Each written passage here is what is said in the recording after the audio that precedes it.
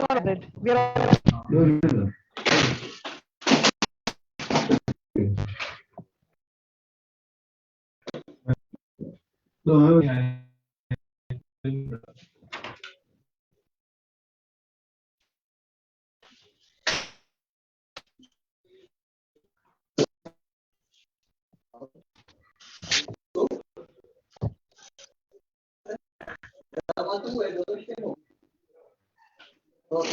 Arya, when will we go on like in a minute? Sana, you can start now. Okay. All right. Thank you everyone for joining and a very warm welcome to all of you. Welcome to the first webinar of the 5th Karachi International Water Conference webinar series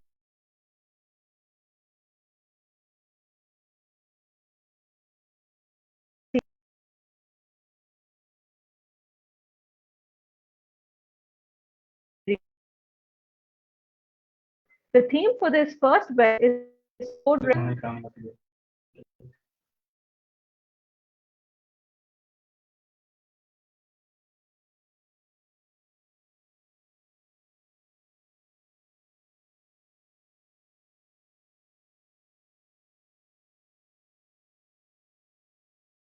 I'll take the opportunity to jump in and say hello to you on this webinar. I'm just going to minute a little bit conference.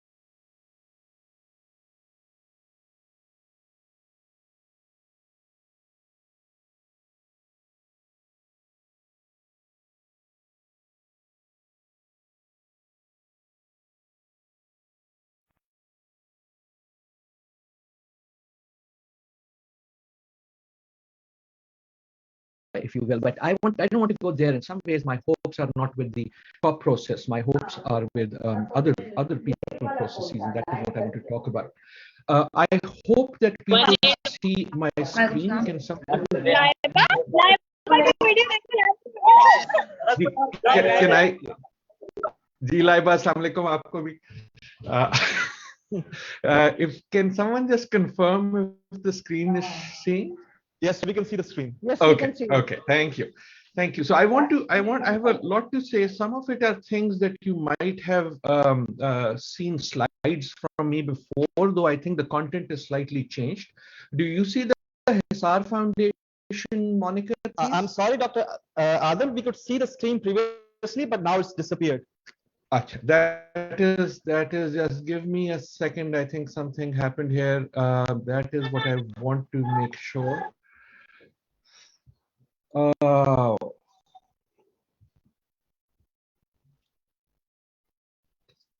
Could you maybe share the screen again? जी मैं वही कोशिश कर रहा हूँ एक second I we did try it earlier and it did work, but okay, let me try this the hard way. My apologies to everyone for this, but it will not take long. Let me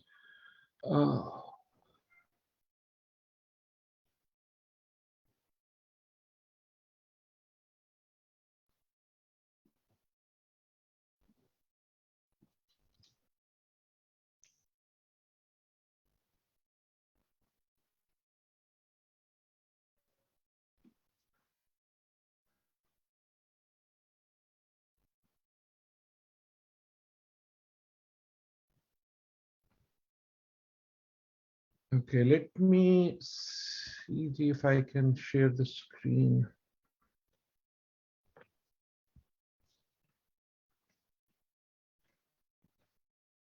Ji, can you see the screen now, Ji, with the Hisaar Foundation moniker? Yes, we can see the screen. Okay, my apologies for that. Ji. My apologies for that, and I will move further on. Let me just put what I'm really going to say in better voice than mine.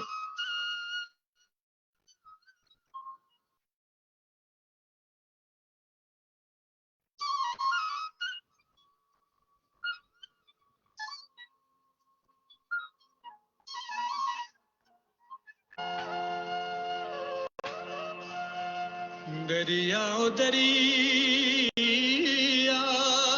पानी तेरे डूंगे तू साडा प्यू माया सा तेरे पूंगे तू साडा प्यू माया सा तेरे पूंगे दरिया दरिया जंगला दे सावे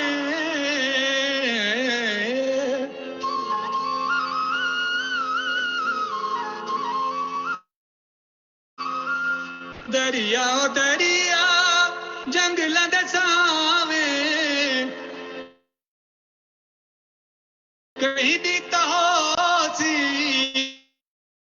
खुशी साडे नामे खुशी साडे पानी तेरे डूंगे तू साडा प्यू माया सा तेरे पूंगे तू साडा प्यू माया सा तेरे पूंगे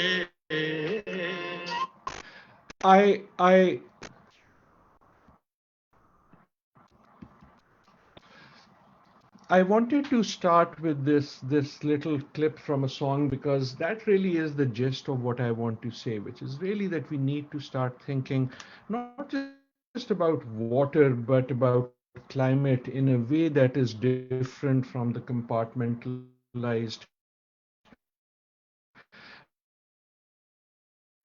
technocratic way that I've spent my life that were not very relevant in the beginning, but they made at least intellectual sense, and they are now no longer making either intellectual or policy sense because we are living, as I will argue, in the age of adaptation. What does that mean? I want to talk about three questions, as I often do. Let me throw three questions that are going to frame what I want to talk about. What first is not what the COP is telling us, but what is the climate telling us? And in some ways, I think, to use the Urdu phrase, hum is COP ki lal batti ke piche lag gaye. The question is not what came out of the COP. The question is what is coming out of the global climate. Because the COP becomes irrelevant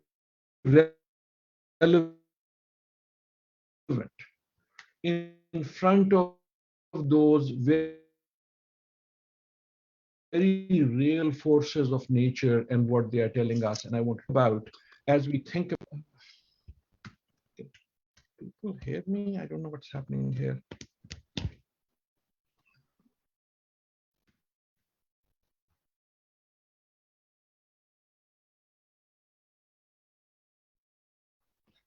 Sorry, I don't know.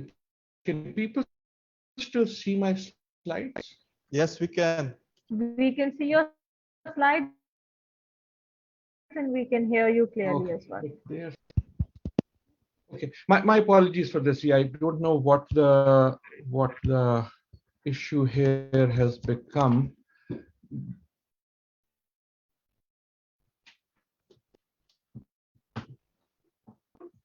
Technology is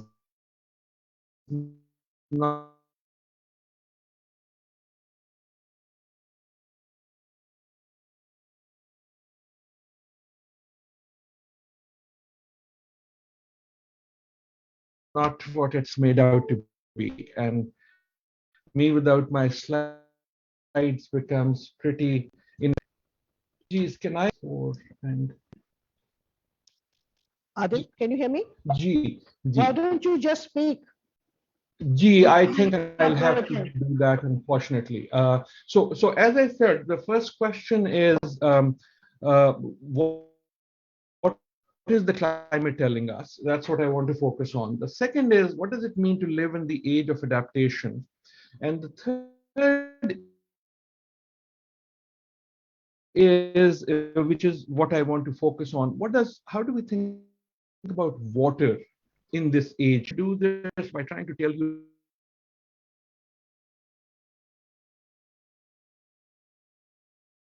a story that was increasingly, which is a story that is really about climate change, but it is being increasingly told in the language of water. And only for people who work on climate, who are been telling their story in the language for people who work on water, because that story is also going to be changed by climate. So that is the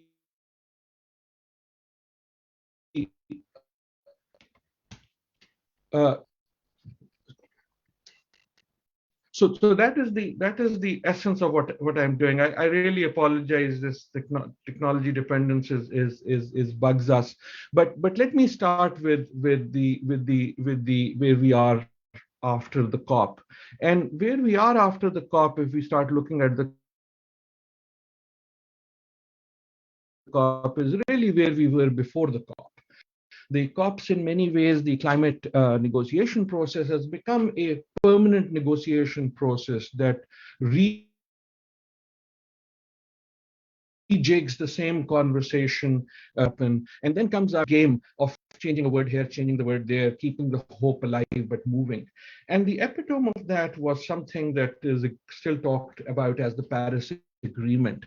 I want to throw out two numbers at you from the Paris Agreement, because we could keep talking about Paris Agreement as if it was a major breakthrough. I do not think it was.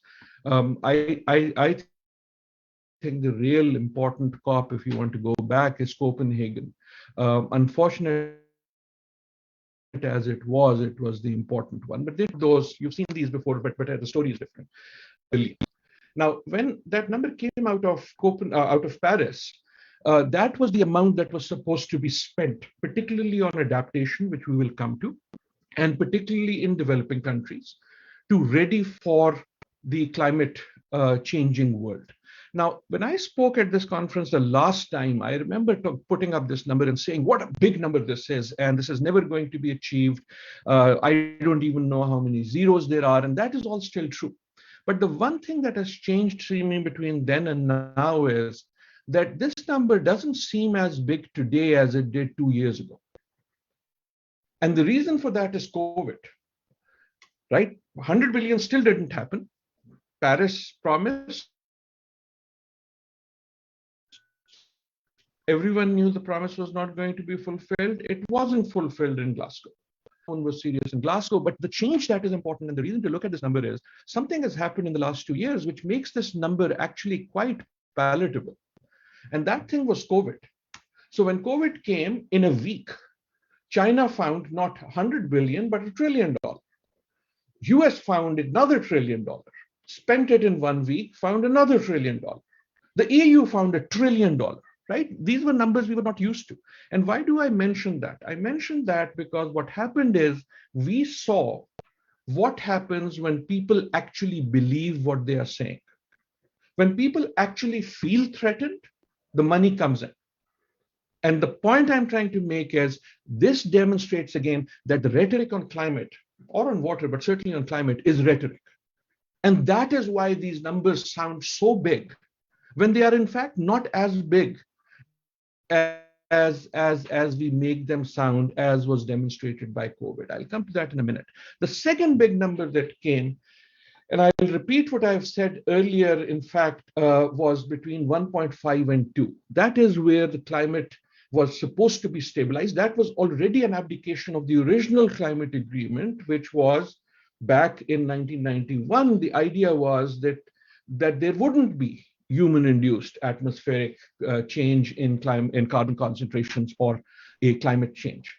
By Paris, they had said, okay, let's try to keep it below 2 and possibly 1.5. No one was serious about 1.5. And the last time I spoke to you, I pointed out that scientifically, there is now nearly no option of reaching 1.5. I don't know a single serious scientist who believes it policies, but it is nearly known now that this won't be achieved.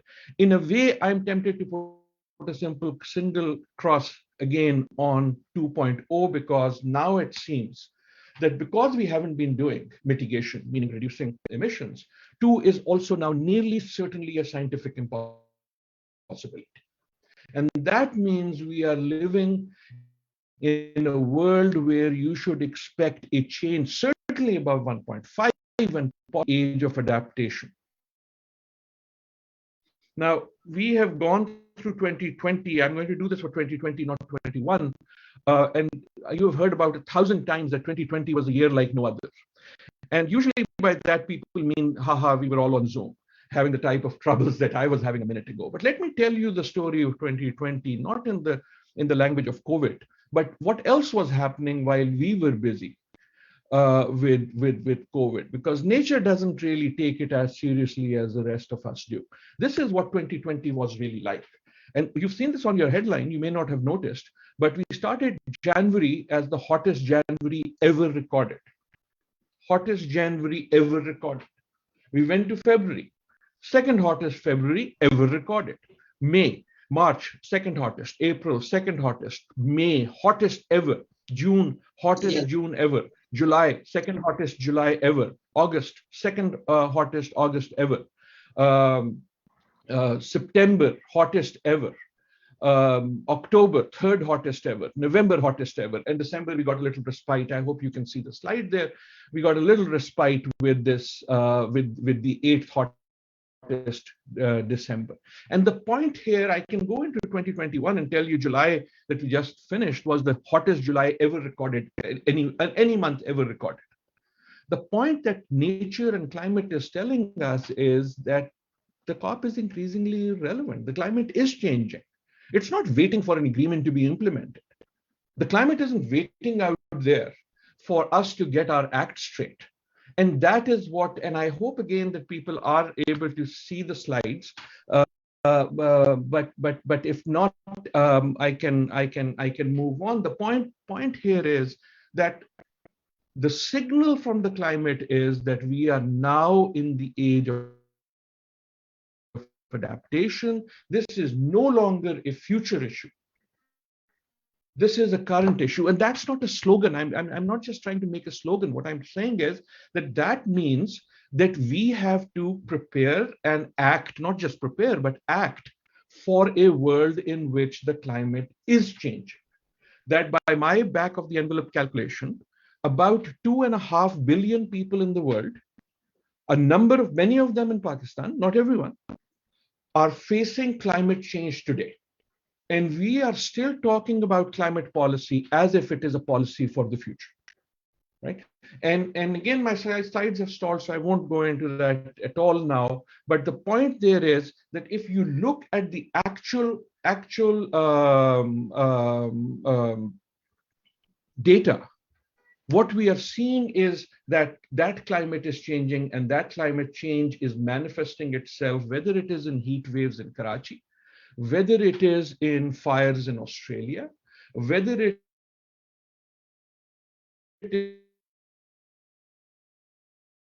is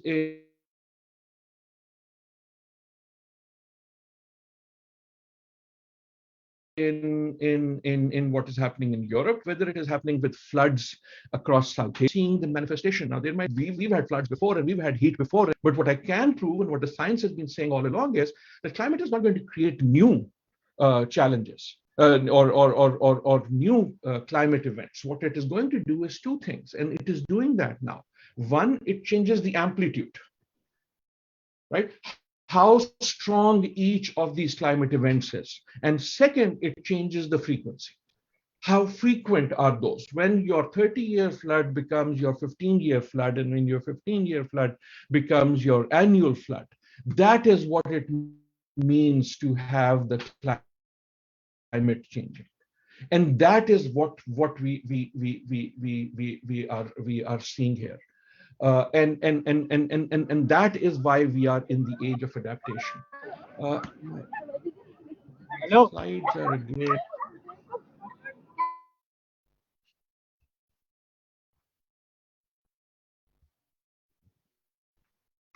Okay. So I think the slides got stuck again, but I'm going to try to sort of leave them here.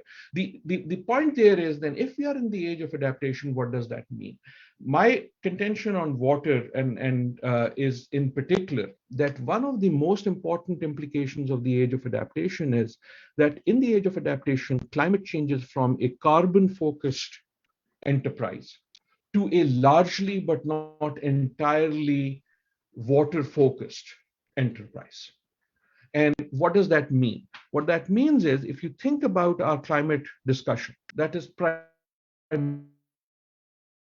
primarily has been focused on carbon. Why? Because you want to mitigate, you want to reduce the likelihood of climate changing. How do you do that? You do that by reducing emissions. What are emissions about? Mostly about carbon, not entirely. Energy policy, which is why climate discussions immediately start focusing a lot on energy. Does that change in the age of adaptation? It changes in the age of adaptation because in adaptation mode, in the world that I'm describing, climate is no longer only about, it still is about, but it is no longer only about reducing emissions. It is about dealing with impacts, right? And if you're talking about climate impacts, then the question is, think about what the impacts are. They're not about carbon molecules, right? They're about what the carbon molecules do once they're in the atmosphere. So what are the climate impacts? A lot of them, not all of them, but a lot of them are about water. And that is why climate adaptation is a water game. Think about it again. If you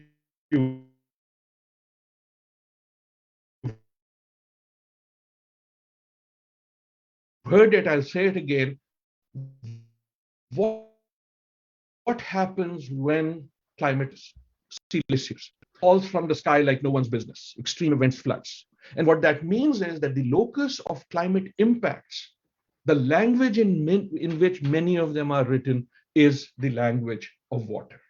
And that is the logic of climate adaptation changing in the world of adaptation. And that really is the most sort of central message. Now, what happens when that happens? In a way, you can think about it simply as, water availability, not availability, but it's not that. What it is much more profound than that. Then you are talking disease in particular, waterborne disease that moves because disease vectors move with the climate changing. For example, in our country, we have somewhat of an understanding now of dengue. Dengue doesn't appear out of nowhere. Dengue all across the world seems to have moved northwards, not simply because of climate, but possibly because mosquitoes also adapt better. So when we live in the world of adaptation, it is not just us humans who are better adapting or who are in the game of adaptation to climate change. It is also other species. It is nature that is also doing that, and that moves on, and that changes the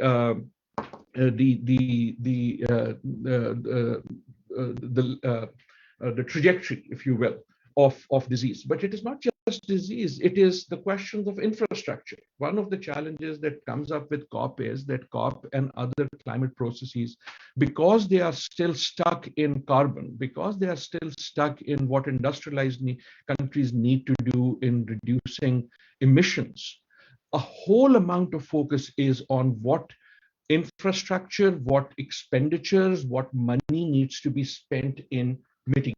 Sorry, Adil. Now, if you are in an adaptation world like IMG. Sorry, just wanted to mention that it's 5 minutes more, please. It will be less than that. Sorry, thank you. Thank you. But ones who are facing adaptation, managing molecules is not going to ease their immediate pain, because adaptation gets implemented through pressures on livelihood. I think about all kinds of people gets under pressure, and therefore, if you're going to be serious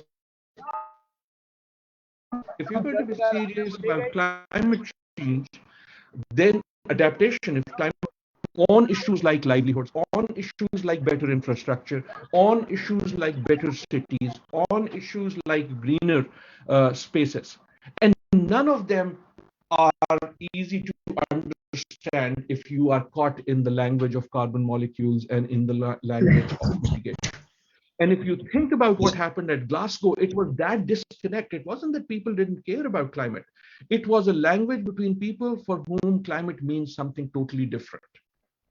If you are a major emitter, not just countries, person, you and me, the climate language becomes, oh, we must reduce emissions. And yes, they must reduce emissions. But if you are on the wrong end of adaptation, on the wrong end of impacts, what you are really talking about is loss and damage. What you are really talking about is, I need resources to make Karachi more livable. I need resources to deal with Lahore. And that doesn't translate into the language of emission cuts. And that is the political divide that you see in this debate happening again and again. And to me, that is why it is no longer a conversation that is very useful. What would be a different conversation? A different conversation would be one that would look at climate from a development lens and would look at climate expenditure not simply from a carbon counting, molecule counting lens as it has. In many ways, I foresee a much darker future, not just because of climate impact, but of climate politics. Till now, generally, and I've been a very much supporter of this process, the assumption was that the world is looking for a common solution.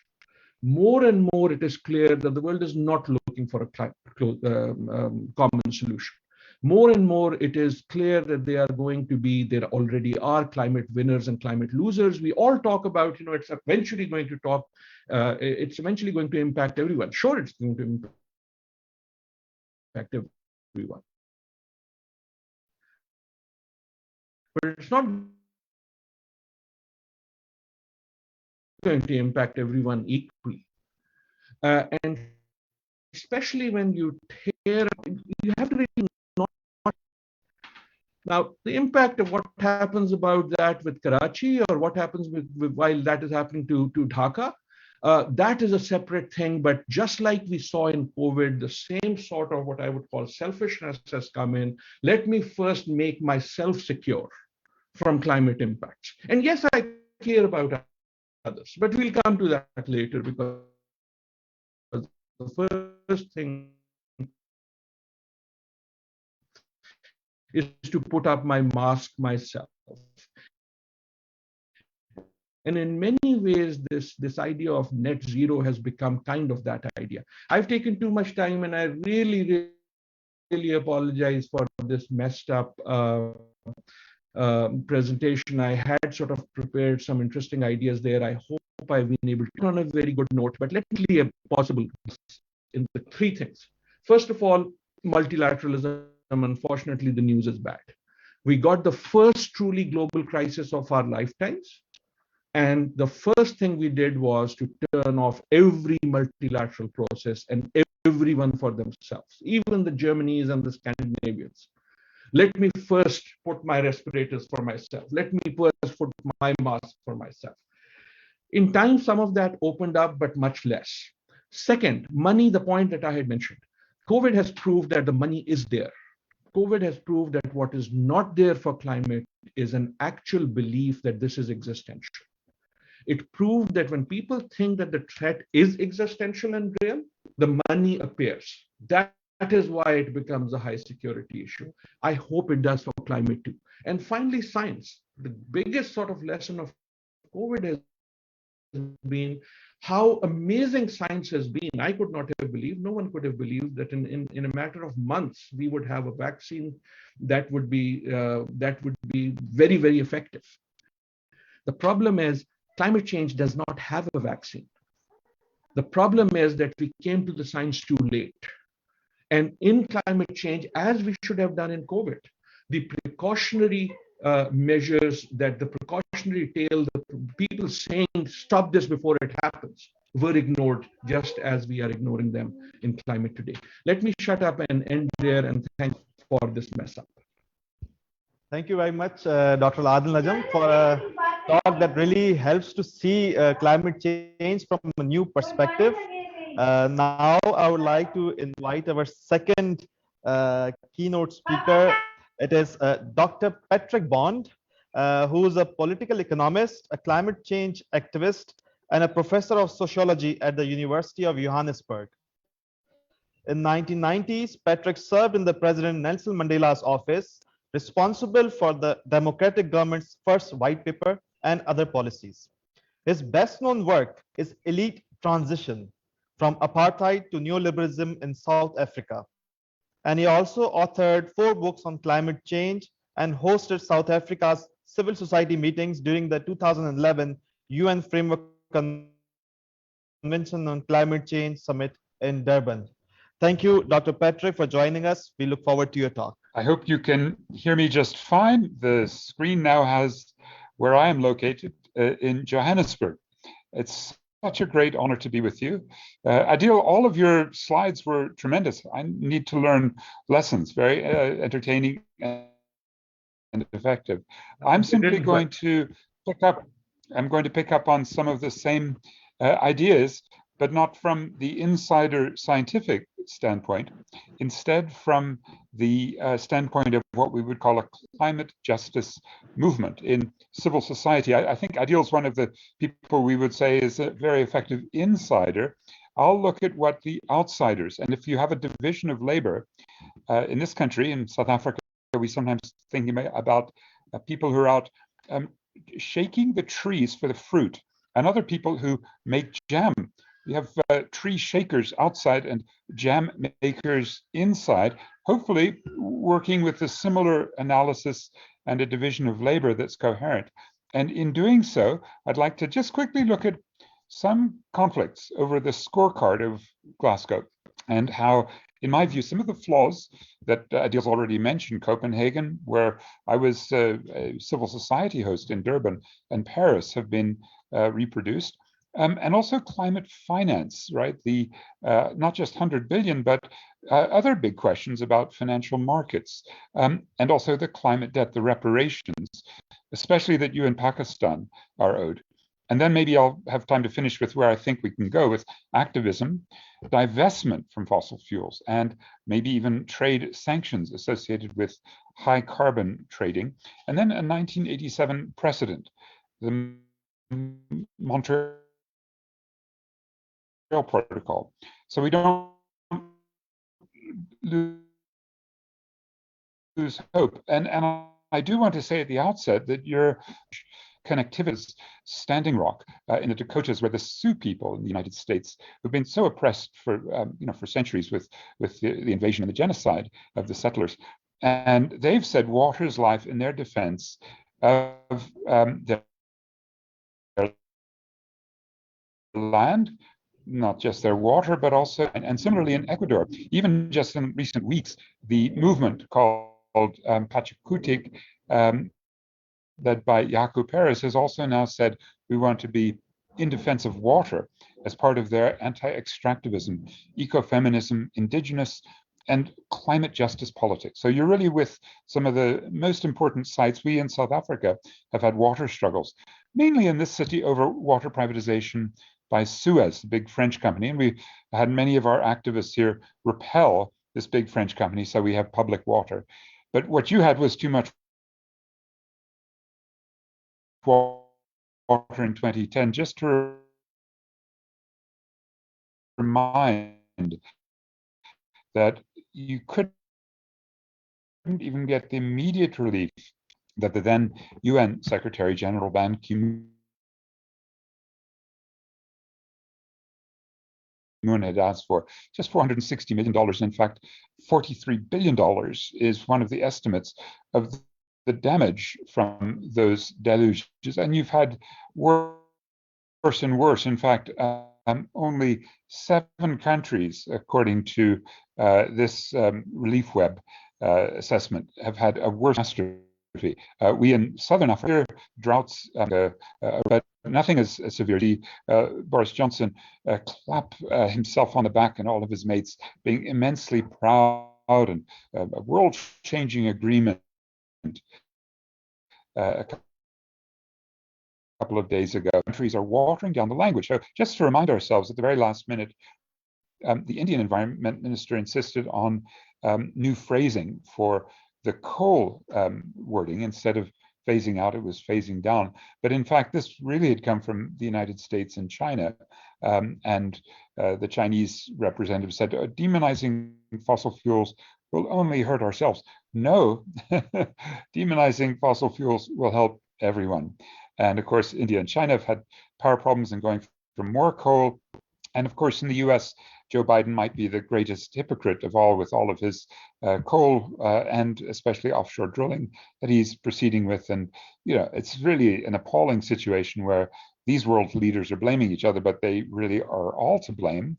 There are some, let's say, positives emphasized in this case by the Bloomberg Green. Their media coverage talked of the first time we've ever seen words like coal into a climate agreement, right? And that there will be some emissions cuts still promised. But, as Adil said, there's a big dilemma here about the cheating associated with it. I'll pick that up in the financing section. And then particularly because carbon trading has terrible dangers. The US and China really didn't have a commitment worth reporting on. In fact, they're with their huge militaries, especially the US, the single largest emitter is the Pentagon.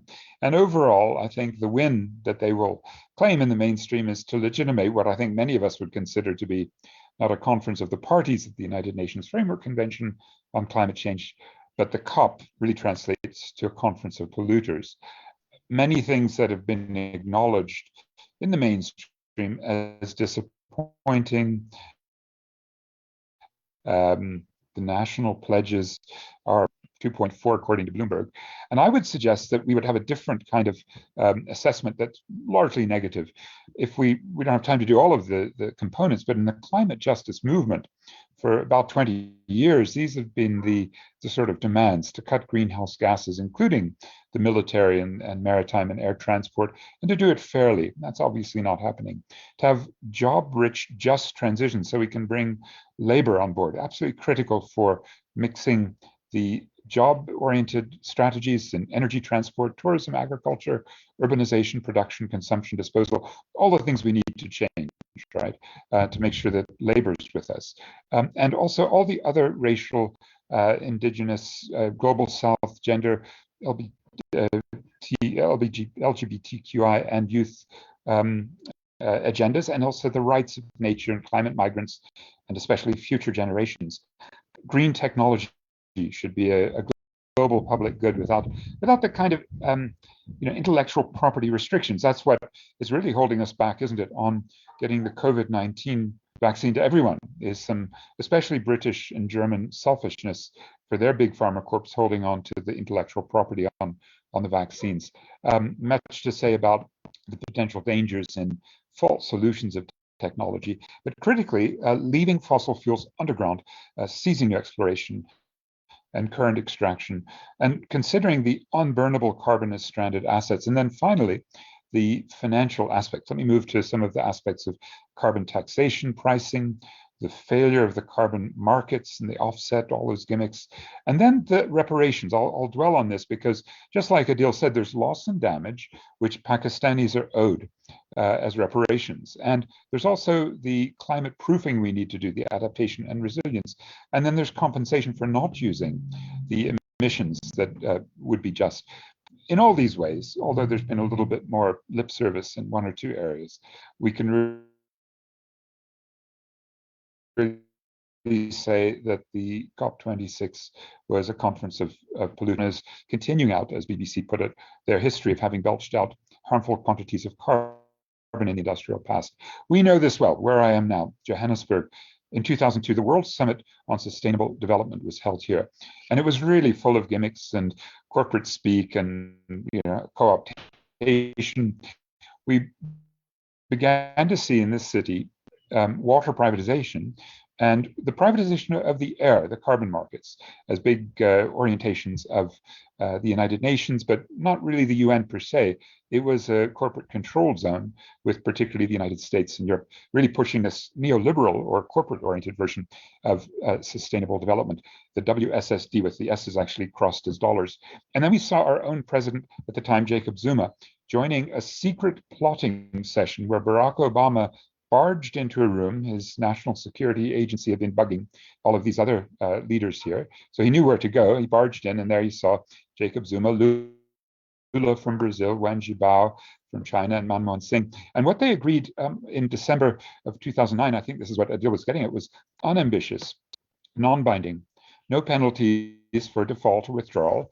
Obama's successor, Donald Trump, could just walk right out in June 2017 of the UNFCCC, no penalty, no punishments.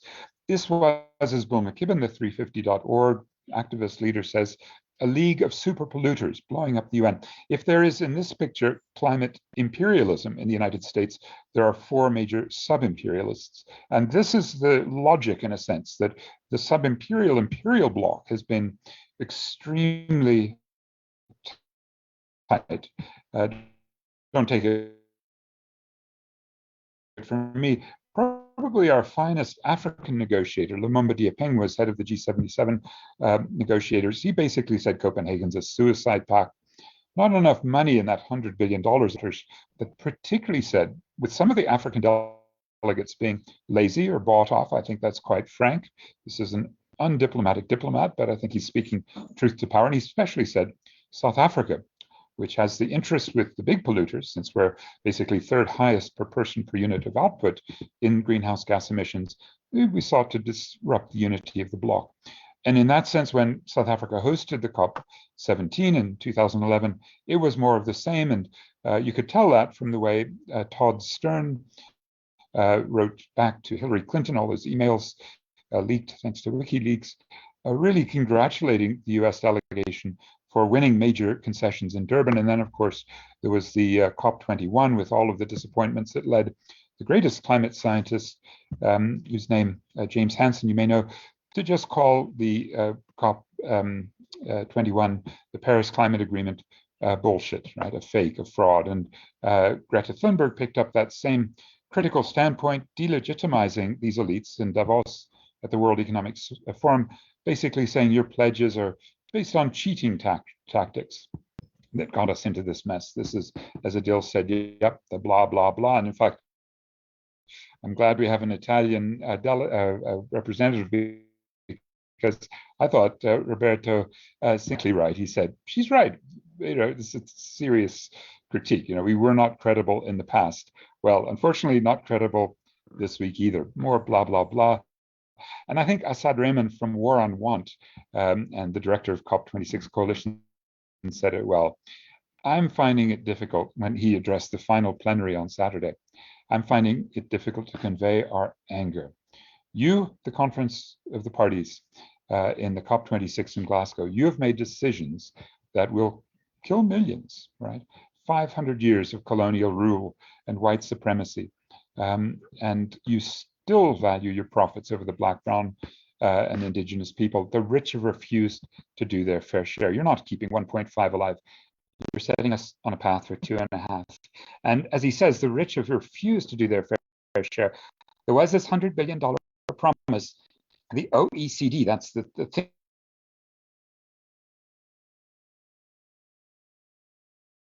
think tank, the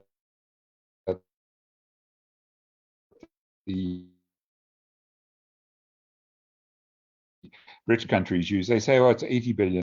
But actually, when you strings attached to equivalent, only 18.3 billion that they've, well, don't worry, we've got to starve the business world for promoting net zero, bringing the whole of the financial system. And he's got these institutions, Glasgow Financial Alliance, the UN Race to Zero, and he's bragging that he's got asset managers and bankers and, net zero alliance inside the UN and the Prince of Wales, and he's now up to $130 trillion with 450 firms, about 40% of the world financial system. People are expressing some doubts. This is even in our main business paper. Well, that's probably a gimmick. Yeah, well, the gimmick is a very obvious one. These bankers do not want to lend in local currencies where often we need that adaptation, resilience spending. We need to get food and income support. We need it in the local currencies, not dollars. But the dollar loan means we're going to pay very high interest rates. They want profits, right? And profits are typically for foreign direct investment, 30%. The other big problem for the likes of Mark Carney is that the capitalists, that they can't handle this challenge. Look at what's happening to the oil price, around $80. Coal price was around $50 a ton, now up to over 220. Gas prices at record high. So one way to handle it is to have this kind of map of all the places you can put a lock on carbon with carbon pricing percent, and the 2 cents will buy you in our carbon tax the right to issue a ton of carbon. How much damage? Let me come back to that. The highest is Sweden at 132. But what they want to do is to make these prices in the taxation system convert to market so they have a more efficient spread. The big one is Europe. China is coming up, California, parts of Canada, but really it's Europe. And you can just see, without me going into the details on these graphics, it's all over the map. It's very volatile. And the thing that's driving it right now, look at the red line. That's the G10, the big countries that can do quantitative easing. They can print the printing press, just like Adil said, they'll find years, and that can jack up financial down to ordinary people. Is it? See this week that the carbon markets are celebrating. That's wonderful, but I think just like a New York Stock Exchange going way out of proportion to the real economy, and the Johannesburg Stock Exchange is the same. We do have a serious problem, which is that there is a lot of faking and there's a lot of speculative bubbling, zombie credits, and we're going to see more of this as the old clean development mechanisms, as some of the carbon credits that were issued in a very fraudulent way are now going to be revalorized. They're coming back to life thanks to Patrick? Glasgow. Hi, Patrick. Yes, shall I wrap up? Sorry for butting in. It's like 3 minutes more. 3 minutes is all I need.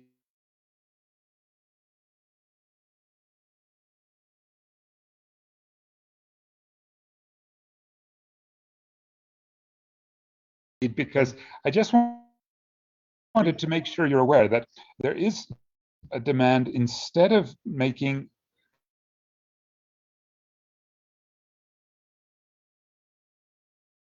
carbon a commodity, privatizing air, it's to force these polluters, right, the Japan, Canada, and the BRICS, go into the details of in the US, over 10,000, there's getting new data, analysis of various programs and projects. Let's make sure, especially that the North is hit with the real cost of the damage.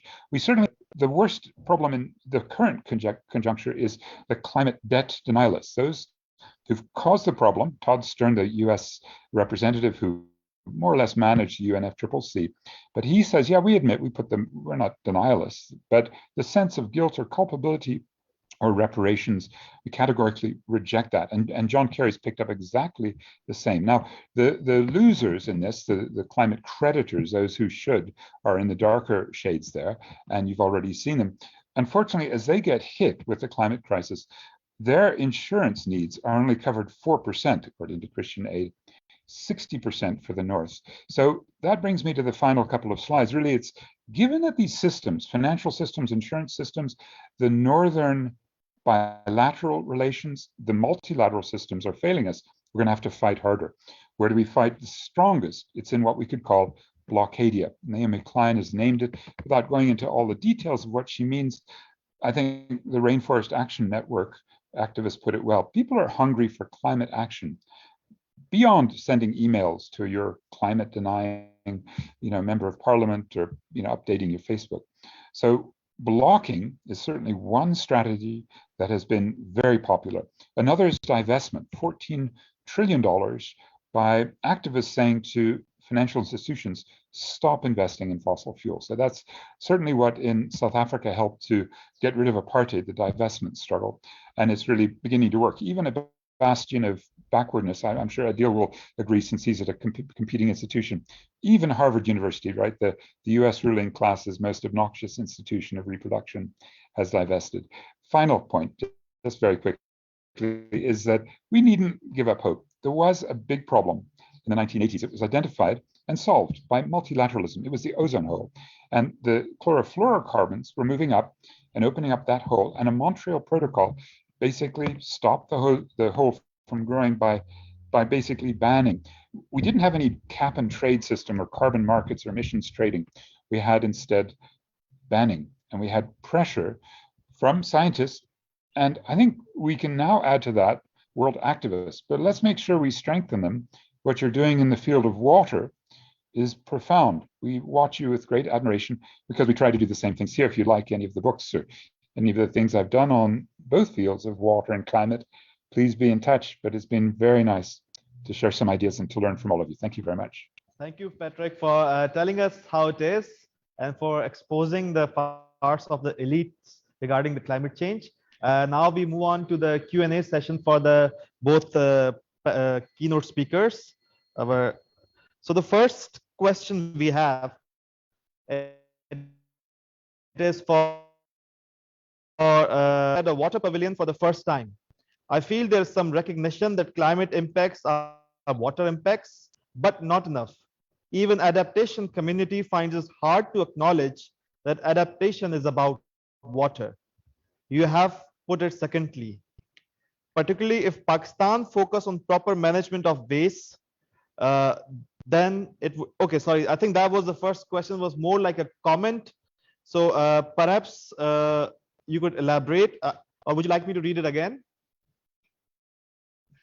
No, I can elaborate, but if you want, you can also take a few questions commonly so that we speak less and we get more voices in, and then we can respond to them collectively. Does that help, or do you want me to answer this one? I think for the both plenary speakers, we have the questions right now, and then we will have a separate Q&A session for the other 5 speakers. On the comment, I totally agree. I totally agree. I would also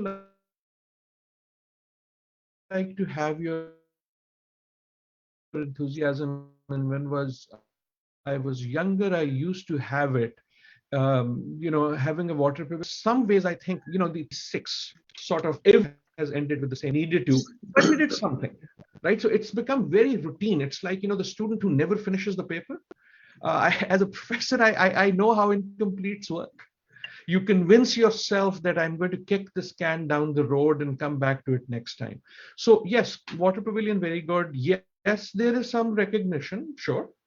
But the question is it too late and is it too little? I think it is both too little and it is too late. The substantive point I would like to make is what you say in the second half is exactly right. It is very difficult for the climate community to recognize adaptation, but it is also difficult for the development community, including the water community, to let go. We all have our interests, we all have our pet issues, right? And when you start the conversation goes, but what about this? And let's add this. Now, for the climate managers of carbon, it is difficult for us to understand climate policy that is not about carbon management, because we are in the mitigation mindset. So even within the IPCC, even within climate activists, have to be for emitting countries. I'm not saying that's wrong. In fact, the less you mitigate, the more you will have to adapt. But we do not have the vocabulary to do climate policy that will essentially be about livelihoods. And you get this silent opposition to adaptation policy from climate activists themselves. And that's why things like is a cute number, right? Even if it is not a real number that you are going to achieve. And it helps us kick these things down the road. Thank you, Adil, for answering that. And we have another question for you. It is, if Pakistan focus on proper management of waste, then it would substantially improve our climate. What should we or can we do in this regard, particularly in Karachi and Lahore? I think we should certainly, improve waste management. We should improve, air pollution. All of those will have impacts. I think waste management is an important part because waste management can have benefits. I don't think it's going to help the bigger picture as much unless you do a lot of other things. But essentially, I think we need to sort of start like everyone thinking about environmental policy. I say that broadly, as our policy. In some ways, I have very little hope now in what someone else is going to do. And what I want to do is environmental policy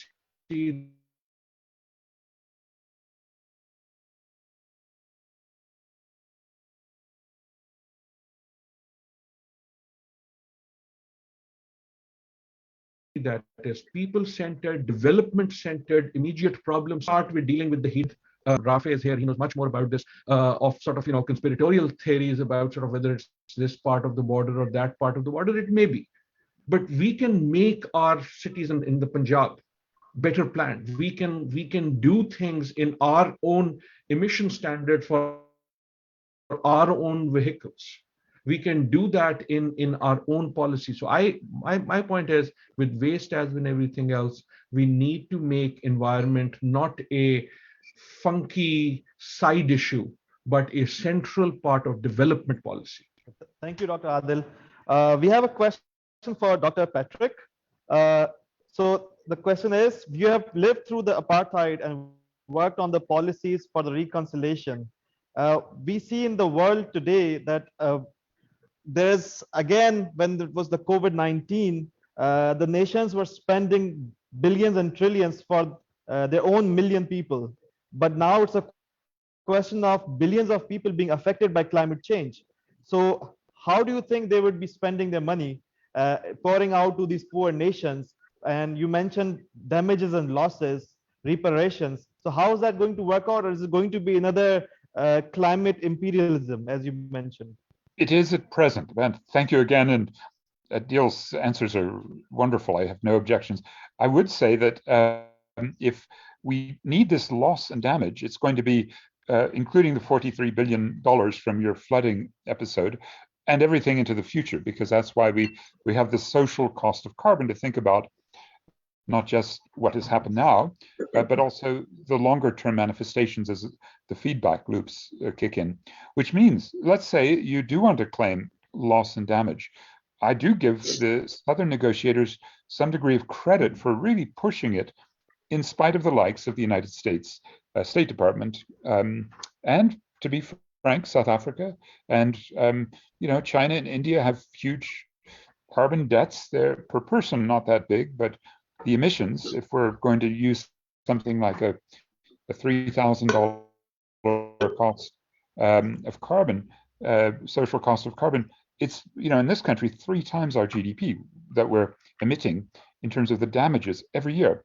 Now, let's say that you want to get concrete about it, and you're interested in water and sanitation and wastewater, stormwater drainage, or even solid waste. In each of our cities, we've had amazing debates because we don't have enough money in our municipal budgets, do we, to make our cities climate proof? Or let's say the mitigation from the rotting organic waste that creates methane in the landfills. I know last month you had a big debate in Lahore about this, right? About whether we can find some way to put pipes in and suck the methane out and turn it into electricity. We've been trying those here as well. But I think the money involved, what you're going to need to demand more and more from the North. They're the ones who caused the problem. And Pakistan's been the 8th worst affected. So you do deserve to be paid. Let's say for stormwater drainage in Karachi, for the better sanitation systems, so that, for example, we can get processing of solid waste through waterborne sanitation. I think we're still going to need that, as much as it's romantic to have eco-san. We definitely are going to need in our big cities much more investment in sanitation and treatment systems. Because if you've got flooded roads, you know this as well as anyone, you're going to have terrible problems of water and sewage intermingling. And so I think these, say, stormwater drainage, proper sanitation systems, water treatment facilities, you start calculating those and start sending the bill to the people in the North. When you're in any kind of negotiations, in any sort of discussion, ask your northern NGO or government partners, why are they not doing more to pay? Polluter pays, a very simple concept, to pay the ecological debt, the water debt, the climate debt. That's still, to me, why the loss and damage phrasing, but beyond that, many of the other social costs of carbon that the North and BRICS countries as well, the medium power countries that are very much part of this, they really do owe the people of Pakistan. And here, where I am in Johannesburg, in the global North, right, within the South, this is the world's most unequal city. It's the world's most unequal country. We also are trying to come to grips with how to redistribute internally. And it really does get to the last question quickly in the chat box. Why are countries like India and South Africa? Sorry for interrupting. I think we're going to move the questions later on. And right now we have to move to the second talks of the invited speakers. So we'll be having another Q&A session, and we'll be taking the questions in that session. Okay, great to be with you. We'd like to thank both of our plenary speakers, Dr. Adil Najam and Dr. Patrick Bond.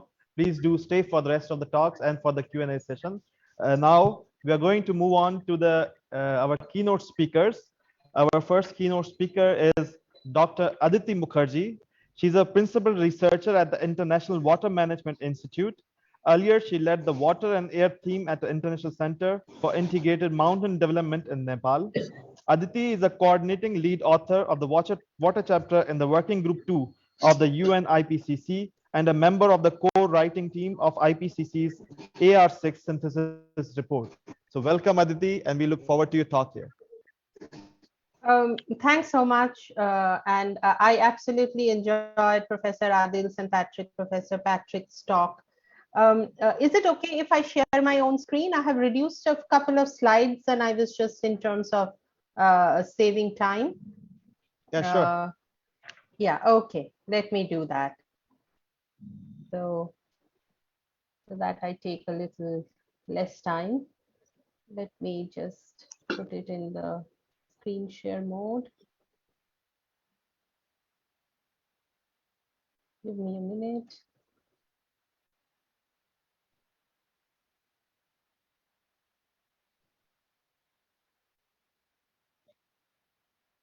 Yeah. Okay. Thank you. I think I almost feel like all that had to be said has been already said by absolutely fascinating talks by Adil and Patrick. What I'm just going to say is pretty much the same thing, possibly with a few numbers and graphs and figures. All of these more or less come from the latest IPCC report that we all know about, the August 9th report, the Working Group 1 report. The chapter that I am involved in is Working Group 2, and ours is slated to be released in end of February, early March 2022. So we have a entire chapter on water where we are talking about the adaptation and vulnerability around water. But today's presentation is more from the Working Group 1.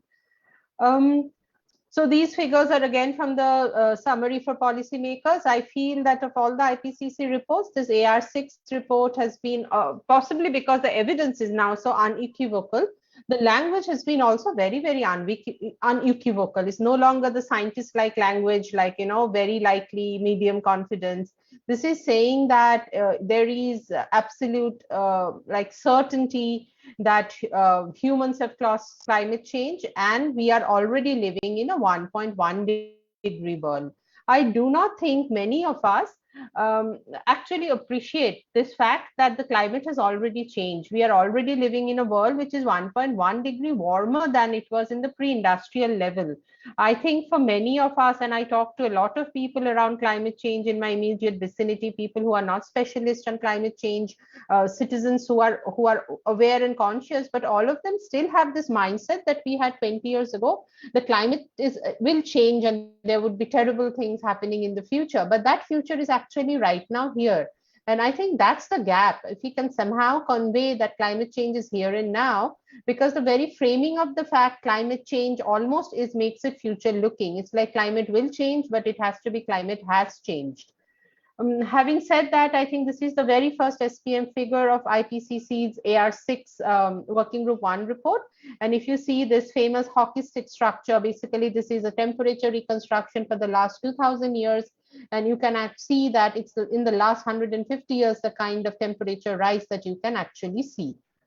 Now, what does it mean? What's also been progress in science is actually we can now say if there's a flood in Karachi, if there's been an extreme rainfall in Karachi or Lahore or any other cities, and if there are long-term data systems available, scientists are actually now able to say how much part of that extreme rainfall was attributable to climate change. And I think that gives us a fantastic tool for loss and damage.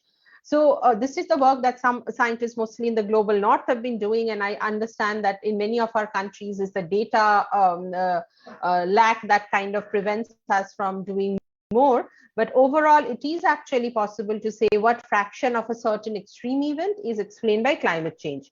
Now, I want to show a couple of figures which are also part of the SPM. The first one is that almost every region for which IPCC scientists evaluated the data, 41 out of those regions, out of some 45 regions that they evaluated, 41 of them have registered increase in temperature. And our South Asia region is one of them. That is the 3 dots mean with very high certainty. Similar for precipitation. Obviously, precipitation is a little more complicated than temperature, because the things that explain precipitation are just simply more complex. There are also local factors, etc. But even with all of those, there is a very high degree of confidence that observed changes in heavy precipitation since 1950s.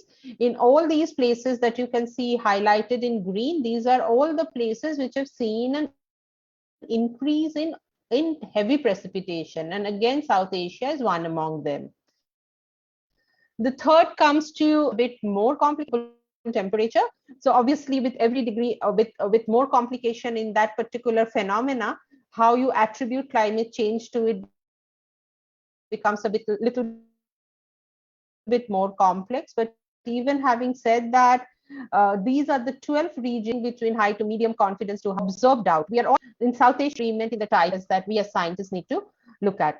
And now already observed changes we see, but then with every increment of global warming, these are the kind of changes that we are looking at. I mean, you can see the South Asia region is going to be the most affected if you are on a pathway for 4 degree. I mean, I don't even know if our civilizations would survive at the 4 degree kind of warming that we are talking about.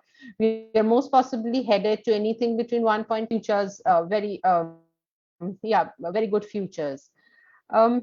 So also what Professor Adil was very clear was, it seems very unlikely that we are making it to the 1.5 degree, because for us to make to the 1.5 degree, we had needed to bend the emission curves already. The bending of the emission curve should have started in 2020 or even earlier.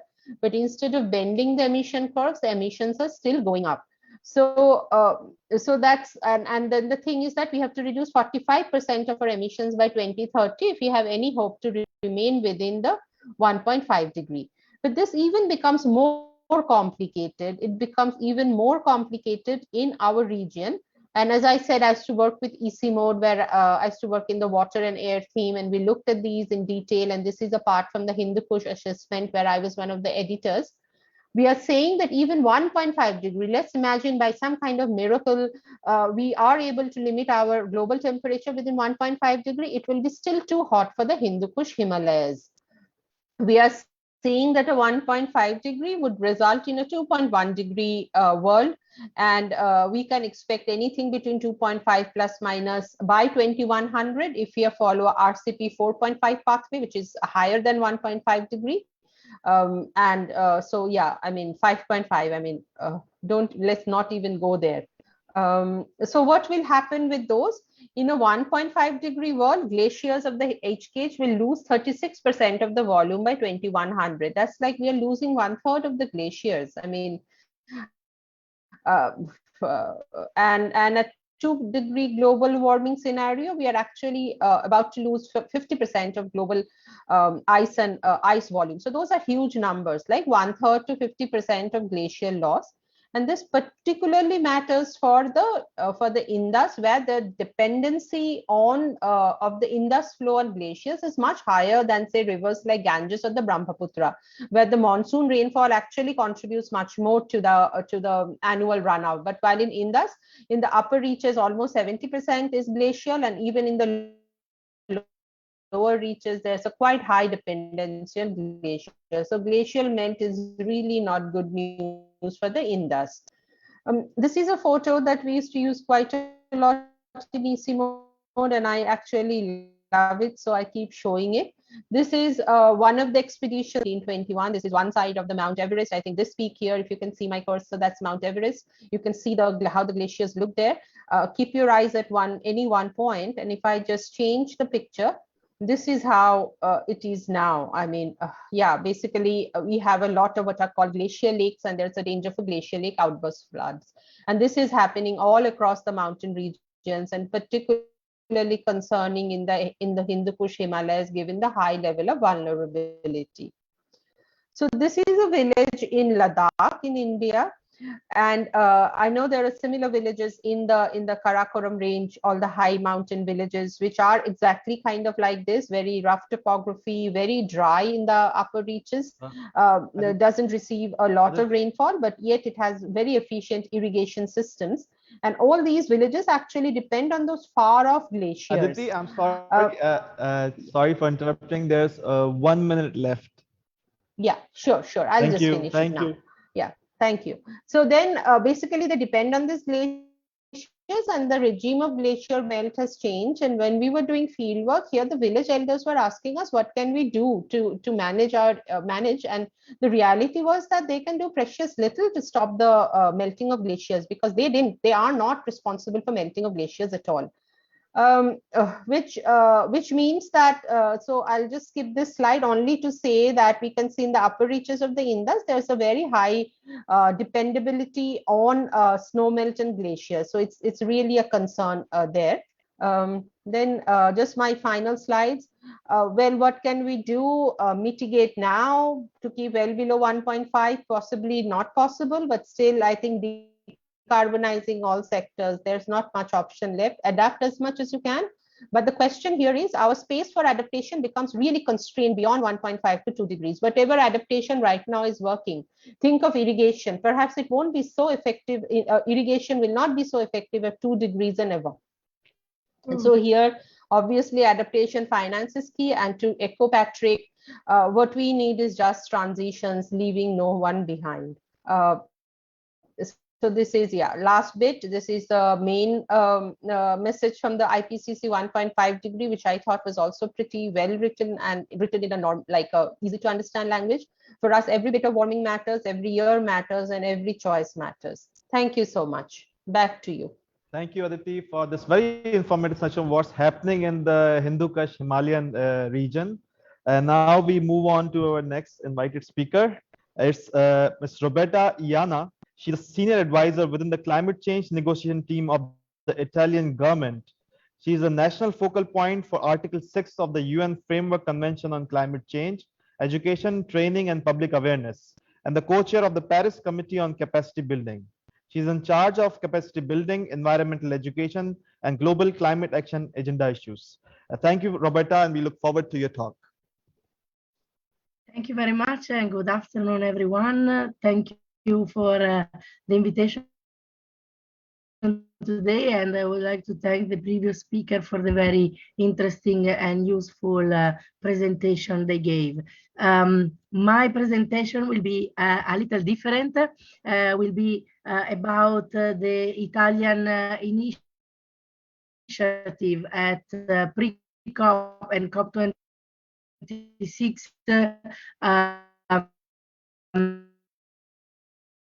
on youth participation.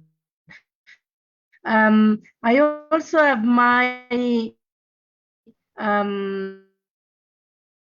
my presentation in PowerPoint that I sent you. Yes, please. And just a second.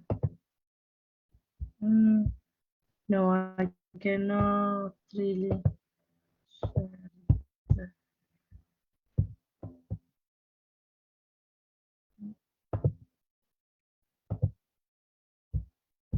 I can't.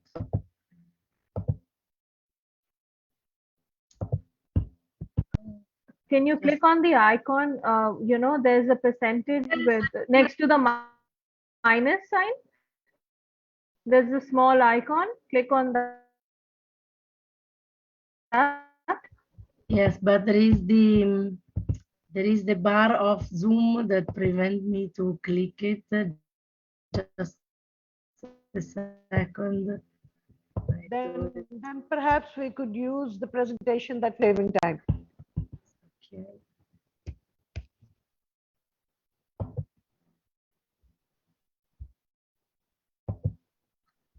So now I cannot see the presentation, but I can start talking anyway, and it will be a presentation on the Italian initiative Youth for Climate, which was aimed to respond to youth instances and youth protests in the recent years to allow the voices of youth to be listened to governments. As Greta said, and she said it actually in Milan, the blah talk of Greta happened in Milan.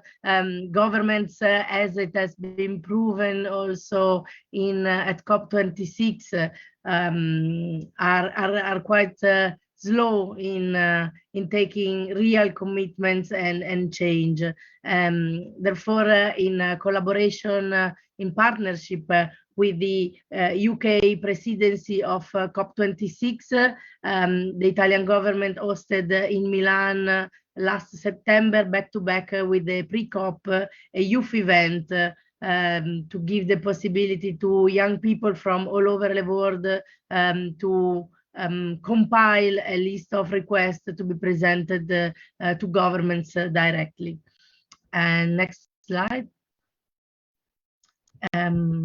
Just to give you a very quick presentation of the background of this event we organized in Milan, we had a series of webinars through 2020 and 2021 in preparation to the event. We established an advisory committee with UK government colleagues, Lombard region, Municipality of Milan, the UNFCCC Secretariat, UNGO, which is the youth constituency at the UNFCCC, Connect for Climate, a program of the World Bank on communication on climate change, a representative of the civil society, both from Italy and UK, to discuss the organization of the event.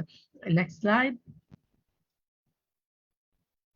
We received actually more than 8,700 applications, and we selected nearly 400 participants from each country with a gender and regional balance. The age was between 15 and 29, and actually from Pakistan we had one of the youngest, among the youngest representatives. She was 16, the female representative of Pakistan, and there were also a balanced representation on marginalized group and taking into consideration indigenous youth with disabilities, and other minorities. Next. We envisage the event in 4 main thematic areas: youth driving ambition, sustainable recovery, which was including adaptation and resilience, non-state actor engagement, and the climate conscious society. Each of the main theme was, as you can see from the slide, divided into subtopics, which the young participants were invited to discuss in view of the elaboration of a final document. Next. And the overall governance of the event, so the presidency held by the Italian Minister of Ecological Transition,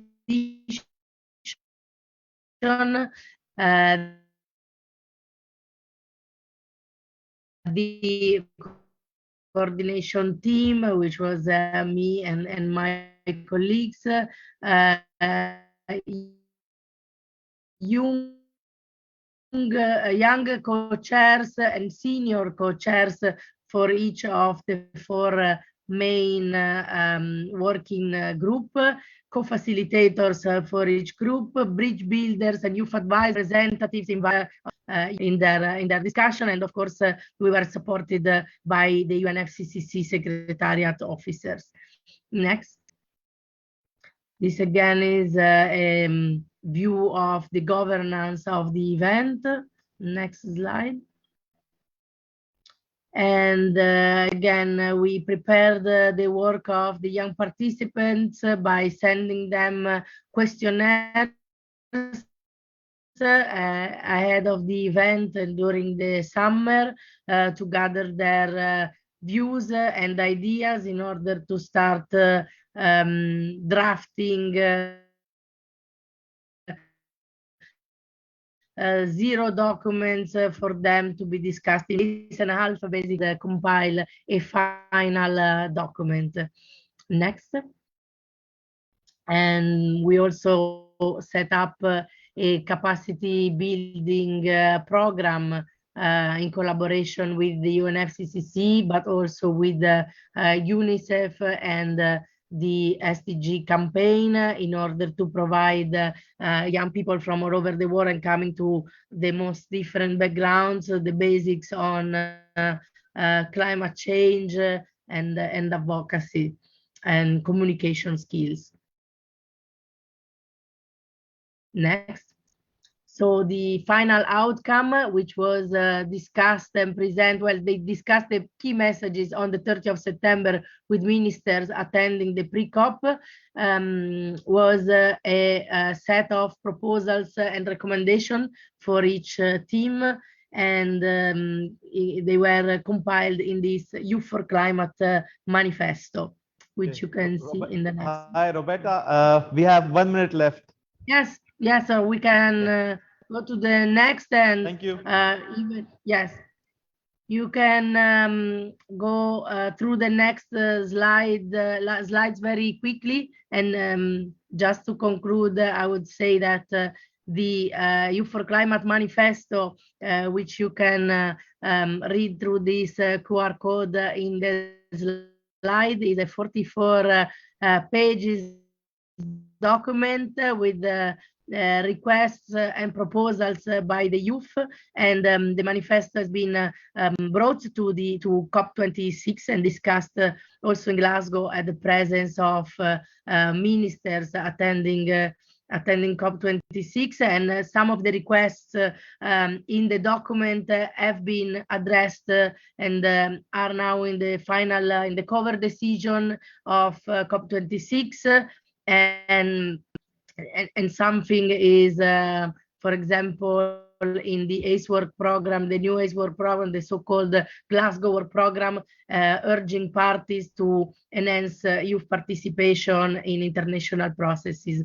The legacy of this event will be this Youth for Climate hub, which will be a permanent platform for young people to discuss and exchange ideas on climate change, but also to really participate in international processes, and especially in the UNFCCC process, where an event on youth will be officially organized from now on by the next presidency in collaboration with the Secretariat. In the next slide, in this last slide, you can see just the what I mentioned is appearing in the cover decision of in the overarching decision of COP, and in the next one the references to youth that appear in the Glasgow Work Program.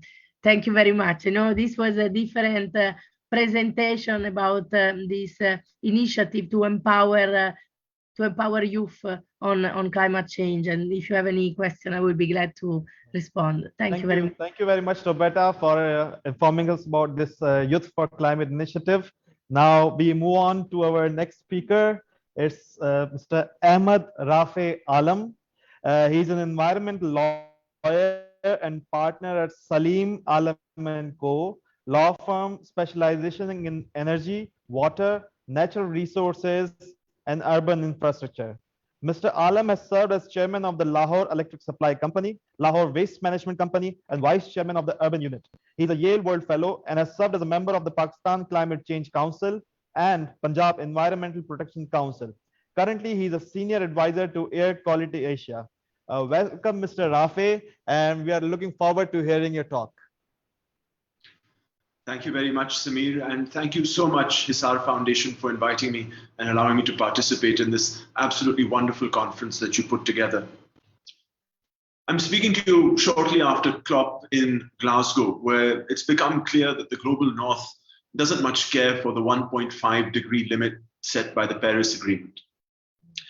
This 1.5 degree limit is not just a limit, it's a manifestation of the politically acceptable level of climate destruction and calamity the international community, the global north, G20, is willing to bear. And by the sides of things, they're willing to bear more. When I speak to people about climate change, I certainly get the impression that they don't know how bad things have gotten. Adity pointed out that we're at about 1.1 degrees warmer than before the Industrial Revolution. And let me point out, our oceans are acidifying, coral reefs are bleaching, nearly every river on the face of the earth is dammed, destroying its ecosystem. There were forest fires in the Arctic last year for the first time in recorded history. Floods in Europe this year, fires in Turkey, parts of the northern Mediterranean. We're in a sixth extinction event, and there are plastics in our bodies. There is no safe amount of climate change.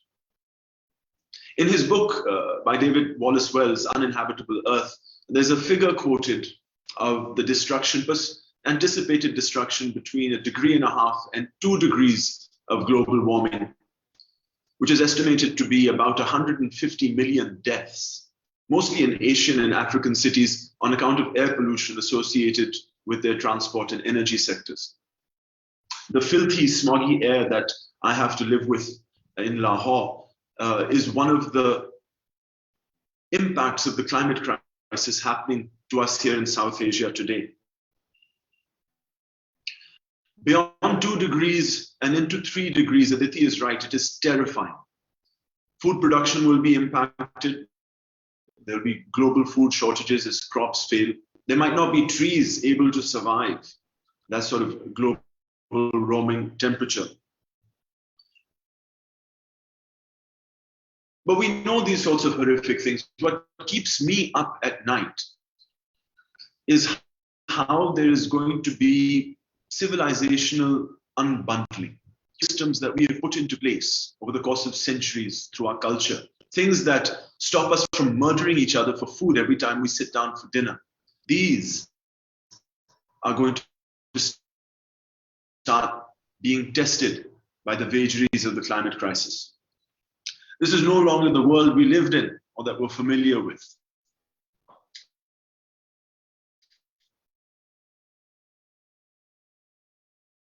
And although we know what causes climate change, it's greenhouse gases, we know where that comes. I want to speak, and these are capitalism or the current neoliberal global economic system that we have, patriarchy, colonialism, consumerism, and the fossil fuel economy.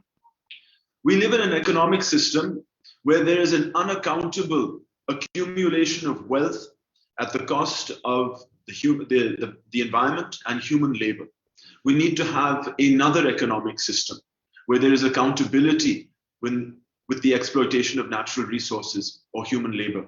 We need a system of economics where nature is very much part and parcel of what we do. Patriarchy is a system where men are in the center and there's systematic discrimination against women in all other spheres. We need women in all decision making, whether it be mitigation or adaptation, because there's no mitigation or adaptation without their voices. And in loss and damage as well. Colonialism has been nothing but a history of the extraction of natural resources and slavery, and it goes on today. Consumerism, and when I talk about consumerism, I reference human habits, but I want to be very careful here because we don't consume equally. We know that 10% of the world's richest people consume nearly 50% of its resources. This is the driver of the climate crisis. And we must be careful when we talk about population explosions pushing environmental issues, because that's borderline racist. We have to change the habits of the global elite, and we have to dismantle these systems. Water economy in this sort of context, because I think we need to have new discourses about how climate change impacts the global south. Anyone familiar with Pakistan's water policy discourse or will identify with the fact that it's largely secular, very technical, and based on hydrological expertise. If anything, it's characterized by a near fetish for hydropower and large storages. It's highly centralized, and it excludes women. We need a new way of analyzing water. And let me give you an example. We are told in the Pakistan's water policy agriculture, and we know that the major agricultural crops in Pakistan are wheat, rice, sugar, and cotton. We export more rice in Pakistan than we consume locally. The same is true with cotton, and the same is true with sugar. There are 93 sugar mills in Pakistan, and on the back of the molasses that they produce, 24 ethanol plants. In 2020, these 24 ethanol plants in Pakistan produced, or rather exported, $420 million worth of food-grade alcohol out of the Islamic Republic. Now, when Pakistanis are told that we're in water scarcity, we need to talk more about adaptation, and we need to talk about where the water is going and who's making money out of it. That's the type of discourse that gives life and contextualizes climate justice issues in Pakistan. I believe a new analysis of water or a new framework of water must be democratic, because in Pakistan, as in everywhere, water is local. You use your hand to drink. Water infrastructure, most of the drinking water infrastructure, the irrigation infrastructure is owned by municipalities or the provincial governments or the provinces in our federal system. Agriculture, forests, all managed by the provinces, all managed locally. Therefore, a water policy in Pakistan should be bottoms up, not a national water policy, provincial water policies, of which we only have one. And it should be discussed in provincial assemblies and in provincial cabinets and before the federal cabinet before it is approved, which is not the case of the Pakistan water policy of 2018, which I believe suffers from a democratic deficit as a result. And it should certainly not be deliberated by the Council of Common Interests, because constitutionally the Council can only resolve disputes relating to water issues, not formulate water policy. That's a provincial responsibility. Now, many of my friends in the water world would argue otherwise. They see the logic of an integrated water system, and this is true. But then to them, I say two things, and I will conclude on this. Integration means coordination, not centralization. And the future of water in Pakistan, especially in the age of the climate crisis, will only have a future if there is good governance, federalism, talking of between the provinces on water, respect of the provinces and its people, and democracy. Thank you for your time. Thank you very much, Rafe, for this very interesting talk, and also for explaining the drivers of climate change and what needs to happen in Pakistan. Thank you so much. Now we move on to the last speaker of this session, Mr. Mahmood Nawaz Shah. He represents growers as Vice President of the Sindh Abadgar Board and has remained on the board of Privatization Commission, Zare Tarqiati Bank of Pakistan, Sindh Enterprise Development Fund, HESCO, and is currently on the board of Pakistan Horticulture Development Export Authority and Trade Development Authority of Pakistan. He has over 25 years experience in different aspects of agriculture, trade, water, and public policy. Thank you for joining us, Mahmood Nawaz Shah Sahab, and we'd love to hear what you have to say. Thank you. Oh, that will be wonderful. Yes, could you please share your screen?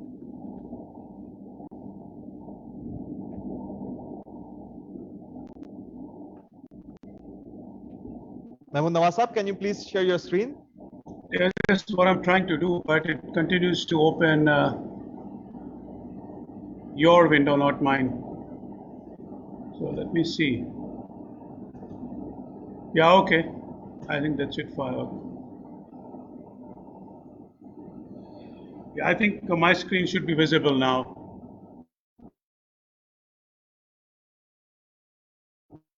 Yes, we can see the screen, and we can see the short. Just double click on it. Yes, I already double clicked. So is the screen. I'm already sharing my screen, and on my screen there is a presentation. Is there a presentation on your screen? Which I can't see it in the background though. No, we don't see it. Yeah, so, okay, so let's, it says you are sharing, screen sharing, but it is not appearing on your screens, unfortunately. So if you can start from your end, then perhaps I can just keep on talking and Can you please share Shah Saab's, Sure. thank you. yeah, so I think it's there. So let's jump on to the first part of the second. Yeah, so that's about it. If you can just keep it here. So, heard a lot about from all the learned speakers that we heard about 1.5 and 2.5, just confused a bit. For us, it's more of a things what has happened to the farming and agriculture in Pakistan. And I think a point of concern for farmers is that we are not able to trace back the issues that we have in agriculture today, and most of it is coming out of agriculture. That's what we think, at least. So next, please. So I'll be concluding in 7-8 minutes. Not much to say. Is about understanding climate change in agriculture and what are the current impacts and the strategies that we will talk about. Next, please. And of course, this is a World Bank graph, which essentially shows how historically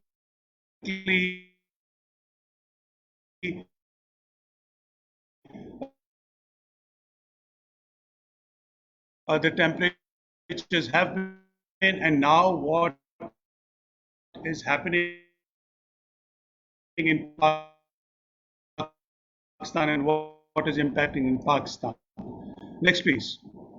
A whole schematic, and then I can just let everybody understand stop economy and the food security. And one of the things which we are not understanding here in Pakistan is that while we talk a lot about climate change, certain mitigating strategies, but at the highest level, the impact is coming on in the agriculture, because obviously it is open. It takes 6 to 8 months to mature crops. At shortest, it takes more than 1 year for certain crops to mature. And suddenly, the climate change and impacts affects the agriculture. And we being on really at the threshold where we are not very food insecure, it impacts our production.